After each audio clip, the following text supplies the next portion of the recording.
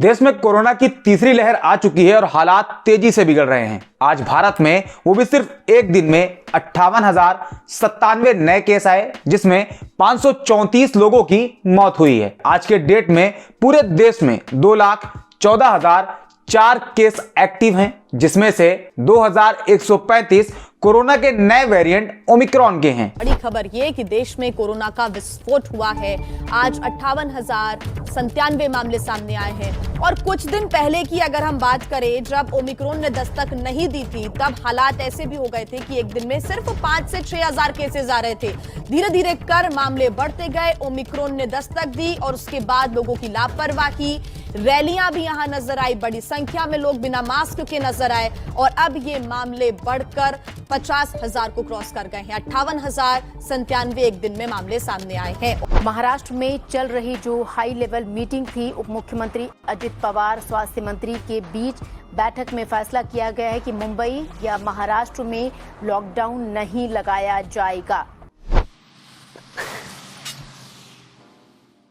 Health minister Satyendra Jain के मुताबिक दिल्ली में कोरोना की तीसरी लहर आ चुकी है और आज सिर्फ एक दिन में, और वो भी सिर्फ दिल्ली में 10,000 नए केस आ सकते हैं। आज जितने केस पूरे देश में नए आए हैं, वो पिछले 199 दिनों में सबसे ज्यादा हैं। पूरी दुनिया में सबसे ज्यादा हालात अगर कहीं खराब है तो वो है अमेरिका।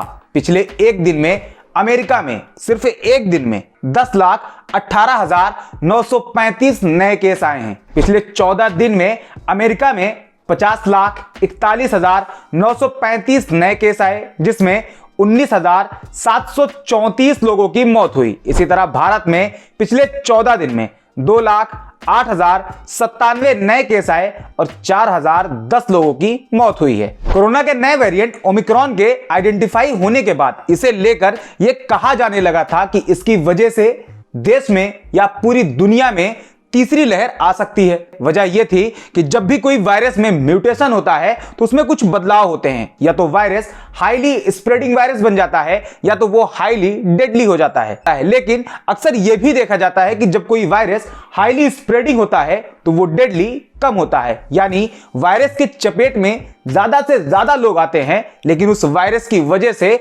मौत बड़ी कम होती है। ओमिक्रॉन के बाद दुनिया में कोविड के एक नए वेरिएंट को आइडेंटिफाई किया गया। उसका नाम है IHU। इस वेरिएंट को सबसे पहले फ्रांस में आइडेंटिफाई किया गया। इस वेरिएंट के बारे में अभी कोई खास जानकारी तो नहीं है, लेकिन कोशिश जारी है। अभी दुनिया में कोविड के और कितने नए वेरिएंट आएंगे, इसका अंदाजा लगाना मुश्किल ही नहीं बल्कि नामुमकिन है, क्योंकि 2019 के बाद 2022 जनवरी 2022 तक कोरोना के नए नए वेरिएंट से हमारा सामना होता रहा है। पूरी दुनिया में सिर्फ एक दिन में 25,26,837 नए केस आए हैं। कोरोना के इस कहर में दुनिया एक बार फिर मौत का तमाशा देखने के लिए खड़ी है, लेकिन भारत एक मजबूत और स्ट्रॉन्ग मेंटेलिटी वालों का देश है। यहाँ के लोगों में डर नाम की कोई चीज ही नहीं है और जिन लोगों पर इस डर को खत्म करने की जिम्मेदारी है, वो लोग पूरी ईमानदारी और पूरी मेहनत से देश की जनता को निडर बनाने में लगे हुए हैं। जनता निडर रहे,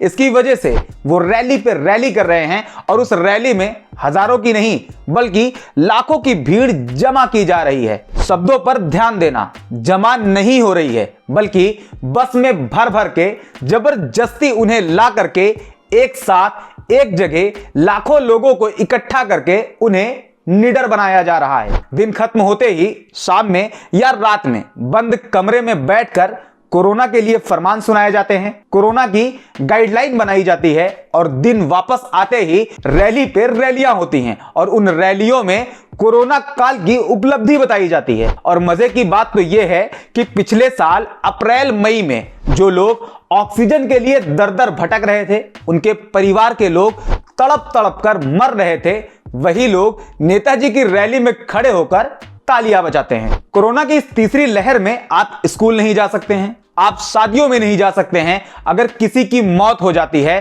तो आप उनकी मिट्टी में नहीं जा सकते हैं, आप भीड़ नहीं जमा कर सकते हैं, आप किसी भीड़ का हिस्सा नहीं बन सकते हैं। और ये नियम उसी सरकार के बनाए हुए हैं जिस सरकार के नेताजी सुबह होते ही रैलियों में लाखों की भीड़ जमा कर रहे हैं। एक बात याद रखिएगा कि आपको अपना और अपने परिवार का बचाव खुद ही करना है, और बचने के लिए क्या करना है ये आप 2019 से सुनते हुए चले आ रहे हैं। खुद का बचाव करो, क्योंकि सरकारें और नेताजी लोग अभी रैलियों में बिजी हैं। आज की वीडियो यही खत्म करते हैं और मिलते हैं अगले वीडियो में।